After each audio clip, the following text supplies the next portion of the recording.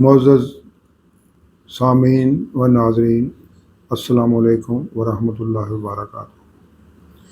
آج ہم سورہ آل عمران کی آیت نمبر 149 سے 155 تک کا مطالعہ کریں گے۔ سب سے پہلے ابتدائی چند آیات کی تلاوت۔ اعوذ باللہ من الشیطان الرجیم، بسم اللہ الرحمن الرحیم۔ یا ایھا الذین آمنوا ان تطیعوا الذین کفروا یردوکم علی اعقابکم فتنقلبوا خاسرین بل اللہ مولاکم وہو خیر الناصرین۔ سنلقی فی قلوب الذین کفروا الرعب بما اشرکوا باللہ ما لم ینزل بہ سلطانا ومأواہم النار وبئس مثوی الظالمین۔ صدق اللہ العظیم۔ اب ان آیات 149 سے 155 تک کا ترجمہ۔ مومنو، اگر تم کافروں کا کام مان لو گے تو وہ تم کو الٹے پاؤں پھیر کر مرتد کر دیں گے، پھر تم بڑے خسارے میں پڑ جاؤ گے۔ یہ تمہارے مددگار نہیں ہے، بلکہ اللہ تمہارا مددگار ہے اور وہ سب سے بہتر مددگار ہے۔ ہم عن قریب کافروں کے دلوں میں تمہارا رعب بٹھا دیں گے، کیونکہ یہ اللہ کے شرک کرتے ہیں جس کی اس نے کوئی بھی دلیل نازل نہیں کی، اور ان کا ٹھکانہ دوزخ ہے اور وہ ظالموں کا بہت برا ٹھکانہ ہے۔ اور اللہ نے اپنا وعدہ سچا کر دیا، یعنی اس وقت جب کہ تم کافروں کو اس کے حکم سے قتل کر رہے تھے، یہاں تک کہ جو تم چاہتے تھے اللہ نے تم کو دکھا دیا۔ اس کے بعد تم نے ہمت ہار دی اور حکم میں پیغمبر صلی اللہ علیہ وسلم میں جھگڑا کرنے لگے اور اس کی نافرمانی کی۔ بعض تو تم میں سے دنیا کے خواستگار تھے اور بعض آخرت کے طالب۔ اس وقت اللہ نے تم کو ان کے مقابلے سے پھیر کر بھگا دیا تاکہ تمہاری آزمائش کرے، اور اس نے تمہارا قصور معاف کر دیا، اور اللہ مومنوں پر بڑا فضل کرنے والا ہے۔ وہ وقت بھی یاد کرنے کے لائق ہے جب تم لوگ دور بھاگے جاتے تھے اور کسی کو پیچھے پھر کر نہیں دیکھتے تھے، اور رسول اللہ صلی اللہ علیہ وسلم تم کو تمہارے پیچھے کھڑے بلا رہے تھے، تو اللہ نے تم کو غم پر غم پہنچایا تاکہ جو چیز تمہارے ہاتھ سے جاتی رہی یا جو مصیبت تم پر واقع ہوئی ہے اس سے تم اندوہناک نہ ہو، اور اللہ تمہارے سب اعمال سے خبردار ہے۔ پھر اللہ نے غم و رنج کے بعد تم پر تسلی نازل فرمائی، یعنی نیند کہ تم میں سے ایک جماعت پر طاری ہو گئی، اور کچھ لوگ جن کو جان کے لالے پڑ رہے تھے اللہ کے بارے میں ناحق ایام کفر کے سے گمان کرتے تھے اور کہتے تھے بھلا ہمارے اختیار کی کچھ بات ہے؟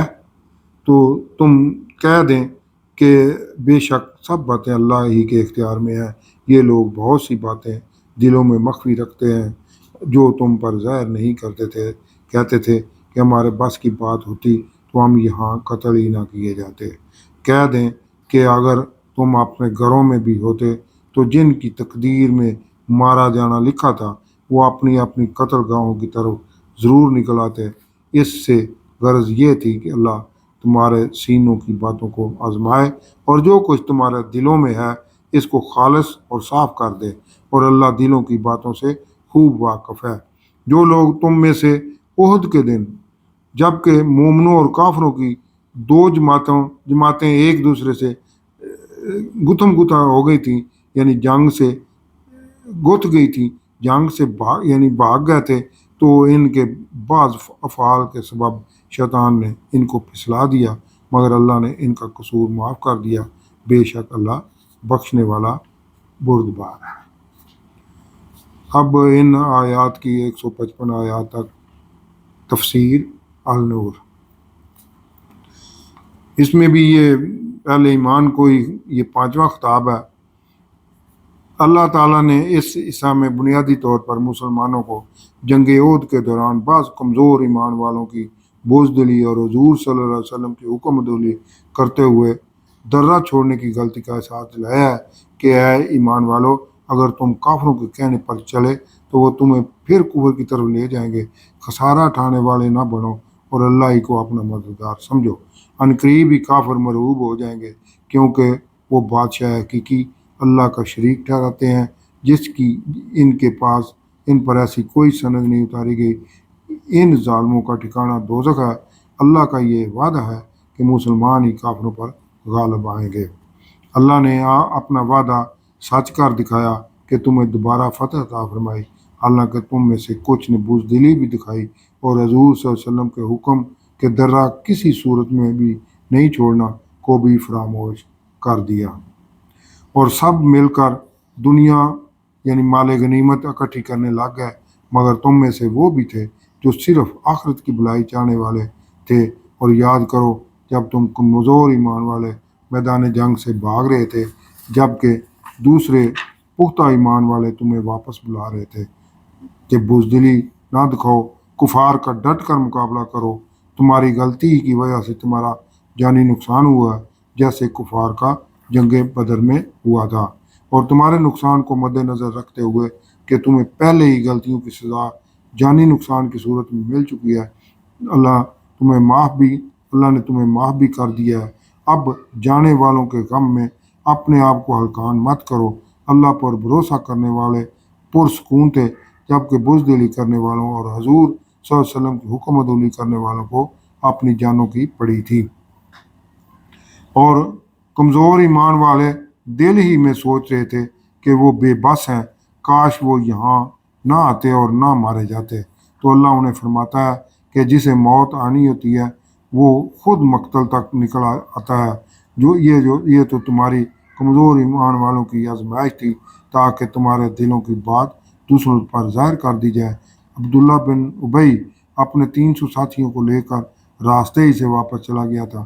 اس کے بعد بھی مسلمانوں کے لشکر میں جو منافقین باقی رہ گئے تھے، ان پر ہی موت کا خوف طاری تھا، یا یہ وہ لوگ بھی ہو سکتے ہیں جن کا مشورہ تھا کہ وہ مدینے میں رہ کر ہی دشمن کا مقابلہ کیا جائے، اور ان کی بات پر عمل نہ کیا گیا، اس لیے وہ اپنے آپ کو بے بس و بے اختیار سمجھ رہے تھے۔ یہ ان افراد کا ذکر ہے جو جنگ کے دوران خالد بن ولید کے اچانک حملے سے گھبرا گئے اور گھبراہٹ کے عالم میں وقتی طور پر میدان جنگ چھوڑ دیا۔ یہ انسانی کمزوریوں کی وجہ سے ایک فطری عمل ہے جس سے شیطان کو موقع مل جاتا ہے۔ یاد رہے کہ ان اصحاب سے یہ فعل ایمان کی کمزوری کی وجہ سے سرزد نہیں ہوا تھا، اللہ نے ان کی معافی کا بھی اعلان کر دیا ہے۔ صدق اللہ العظیم۔